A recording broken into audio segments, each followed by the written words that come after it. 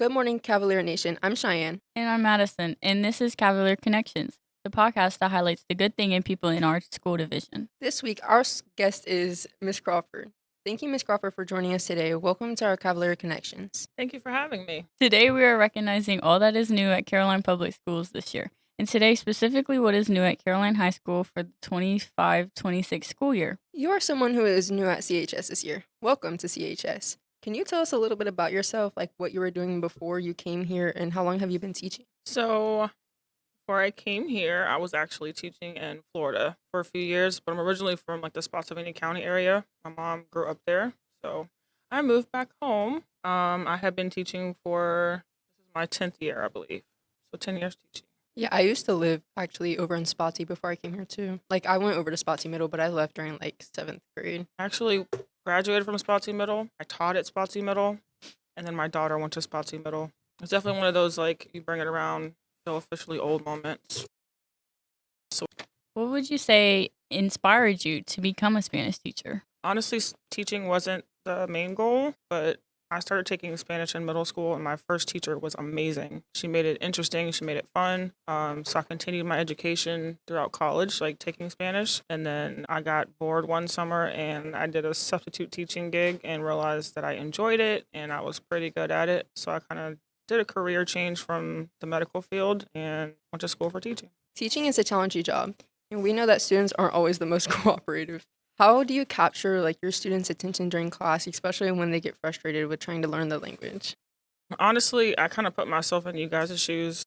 I was a high school student once myself, a long time ago, but I try not to make it too overwhelming. Try to make it fun and engaging and remind them that actually English is a lot harder to learn than Spanish is. Like you guys take English from kindergarten all the way through till you leave this wonderful place at Caroline High School, right? So just kind of reminding them that that journey it's something that can be fun. Even though it is challenging, it can be rewarding too. Just making it entertaining and not so boring for them or for myself, because it does get stressful. What do you enjoy most about teaching Spanish? I think I enjoy like the aha moments, especially for the kids that feel like I don't speak that. I don't think I can learn this. And when they realize that they actually can, that's like the best part of my job. Just kind of supporting them through their educational journey and realizing that you can do this. Are you from or have you ever traveled to a Spanish-speaking country? And if so, which one? But if not, which one would you go to and why? I am not from a Spanish-speaking country. I'm actually not Hispanic, so Spanish is my second language. I was actually born in D.C. and then raised in Spotsylvania. I have been to Mexico at least 15 times. I've been to Cuba twice and Puerto Rico once. The next one, if I could pick, would probably be Costa Rica. I have to go see Costa Rica. Like the landscaping is just beautiful. Would you ever like move to Mexico? I would definitely buy like a summer home there because I don't enjoy winters. I don't like the Virginia weather is kind of bipolar. So like I would definitely buy a home there to like go visit and stay for a couple of months. But I wouldn't want to live there just because of my family. I'm really close to my family. Do you have a favorite Spanish-speaking artist, movie, or song that you like to show your students? So I usually present a song by Mark Anthony to my students. It's called Vivir mi vida, like living my life, and it helps them learn verbs in Spanish. I wouldn't say he's my favorite artist. Maybe Carol G is my favorite, and my students might be surprised, but I do like Bad Bunny. I had a feeling. Yeah. Favorite movies, definitely Selena. Probably have my students watch that just because she was a very influential artist, while she was still alive. Unfortunately, she was killed. But the movie's amazing with Jennifer Lopez, and her story is very inspiring. What was the name of the movie we watched? Like, I think it had to relate to like the Day of the Dead. Right. So you guys watched The Book of Life. It's an animated movie. It kind of explains like Hispanic heritage and culture, and it also explains like Dia de los Muertos, which is Day of the Dead. Most kids are familiar with Coco, like the most recent movie. It's similar to that, but it more accurately depicts Hispanic culture. Yeah, I think last year we watched Encanto. Yeah, that, and we watched Coco. I'm pretty sure. Yeah, it was during Senor Perkins' class during the Hispanic Heritage Month and all that. But it is currently Hispanic Heritage Month actually, and we at Cavalier Nation News celebrate all month long showcasing people in the culture. Why is it important to celebrate Hispanic Heritage Month in your opinion? I think it's important just for educational purposes, awareness. A lot of people that don't get the privileged to travel the world aren't familiar with the fact that there are over 21 countries that speak Spanish as their first language. So I think it's important to celebrate other cultures just to bring awareness, and not just the food, the music, the culture, the language. There are a lot of people of Hispanic origin that were born in America that have influenced our own history. So it's important to celebrate that. What would you say is like a main fact, I guess you could say, about Hispanic Heritage Month that you want students to know, like, and always remember? That's a good question.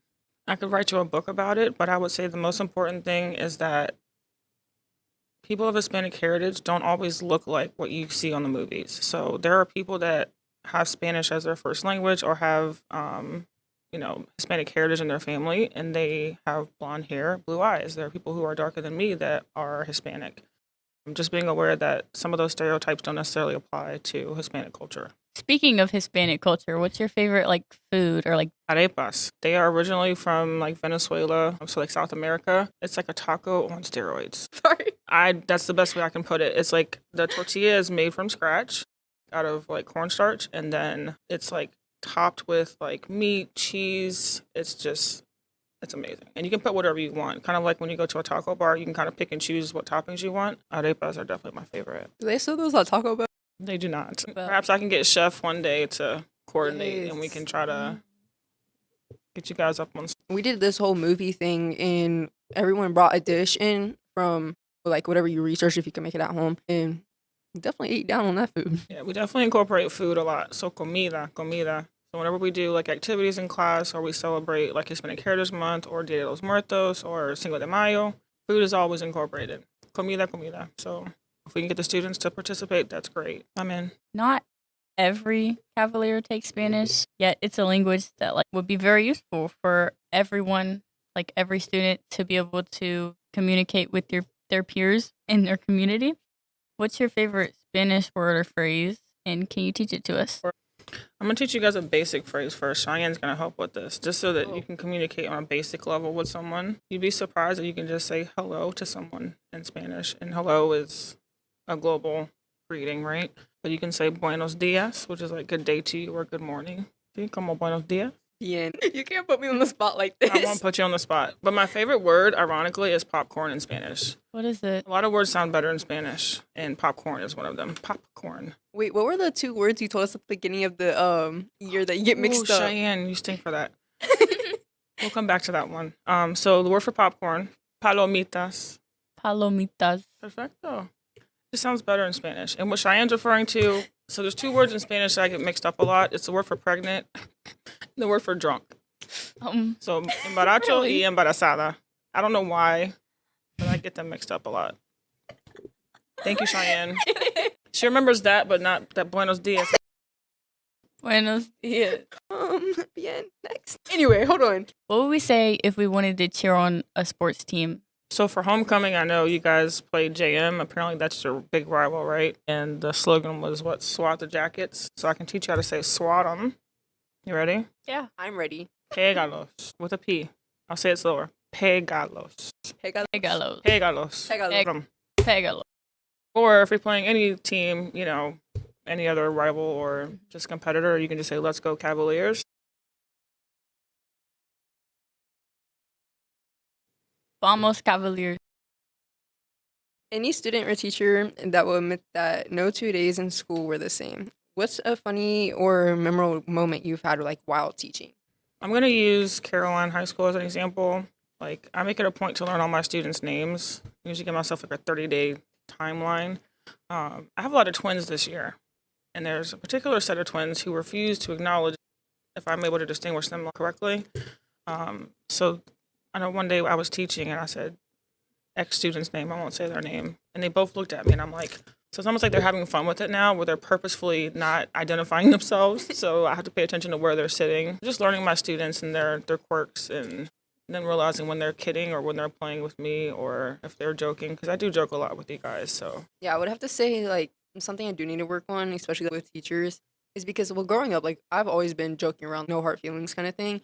But I kind of have came to realization that some people are sensitive, so I kind of work on that. There's also a line when it comes to teacher-student relationships, and you got to realize there's a boundary where respect needs to be included, right? Yeah. I know earlier you said that Spanish was your second language, so you're bilingual. But if you could instantly learn a different language, what would it be and why? If I could push a button, I would learn Mandarin just because it's very difficult to learn. The characters are different than English. The way they write is different. I've tried to learn it in the past. It's very difficult. So if I could push a magic button, it'd be Mandarin. It's a global language, and my goal is to travel more. So if I could learn another one without the hard part, I guess you call it, it would be Mandarin. Have you always been like that, or is it just like something new? I've always been interested in languages, I guess, and culture in general. So Spanish has always been a part of me since I was young. A lot of my friends are Hispanic. And then I've taught myself a little bit of Vietnamese. I could make it in Portuguese, and like Italian, just because they're similar. They're all kind of based off of Latin. But yeah, I've always been interested in culture and language. And the more I can acquire, the more knowledge, the better. So you mentioned traveling a lot. Why isn't it important to you to learn the languages for when you go to that country or place? So I think it's important because as humans, we communicate by speaking usually, right? Aside from if you were learning sign language, for example, like my nephew was born autistic, half deaf in one ear and blind in one eye. So he learned sign language from the time he was born. And now he's got it to where he can actually read lips. So I did learn sign language a little bit. So just communicating with people you care about initially, right? That's on a surface level. But if you were to have the privilege to travel, just being able to function, where is the closest hotel? How do I get help? And it also shows a level of respect when you're in a different country and you are making it a point to try to speak their language. People can recognize when it's not your first language, or if you have broken Spanish or broken in Japanese or any other language. Just like people who come to America and their English is a little bit broken,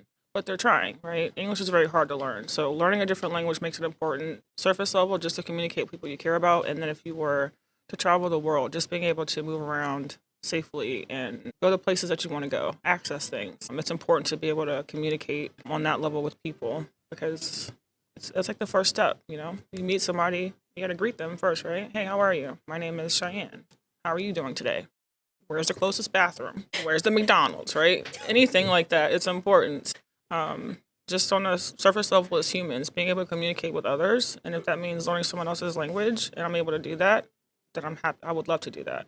I have some students who are able to compartmentalize a little bit better than I am, and they're bilingual or multilingual already. They know some German, they know Portuguese, they know just different information, different parts of different languages. So I think it's just important on a basic human level to, if you can make that a part of your life, if you have that desire, to go for it, because it's possible. When I speak to you in Spanish, sometimes in class, can you tell I have broken Spanish? It's not that you have broken Spanish, it's just that your pronunciation, I can tell, is you're learning still, right?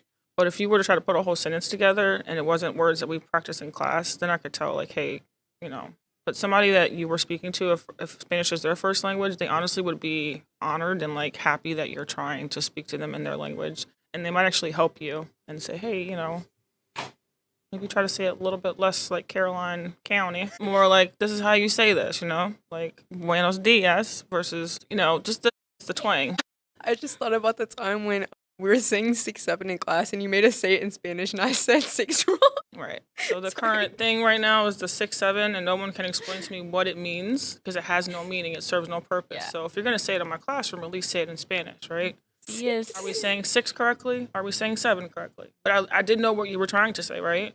So if I said something in English and it didn't come out correctly, you would know what I was trying to say. Like, poster on the wall, what's that thing called? I forgot what it's called. Oh, well, that's a banner, or that's a calendar. Note, that thing. But you knew what I was trying to say. Yeah. So it's called circumlocution. If I forgot the actual word in our language, I can tell you what I'm describing. Like, this is a blue Sharpie, but I forgot the word for Sharpie. I could say the blue marker that can highlight things. And you could say, that's a Sharpie, Miss Crawford. Sometimes I forget words in English, too. All the time. And that's perfectly normal. So I tell my students that, too. I forget words all the time in English and in Spanish. So I will never hold you to a standard that I, as a human, couldn't hold myself to. So it's totally okay to forget things. The way that you get more efficient, the way you become fluent, is practice, repetition, practice, repetition. I know. I love how we kind of like help each other in class because I have to help you with some words in English and then you have to help me with all the words actually in Spanish. That's my job. But our final question for today is, what is something your students might be surprised to learn about you? Something not all my students know about me is that I am a musician. So before I became a mom, I was in a lot of rock bands. I've been in reggae bands, rock bands, jazz bands, you name it, I was in the band. I was always a band nerd, but once I became an adult, I did play with a lot of bands. Didn't you play the piano? I still play the piano. Oh yeah, you still play the piano. You're diverse. Thanks, I try. We know we have taken up some of your valuable time today, so we'll wrap things up. Thank you, Miss Crawford, for your time and insight of the Cavalier connections today. And thank you for our listeners for joining us today. You have just been listening to Cavalier Connections, a production of the Cavalier Nation News, produced by Mass Media and Innovation at Caroline High School. I'm Cheyenne signing off for today. And I'm Madison, and we'll make more connections next time.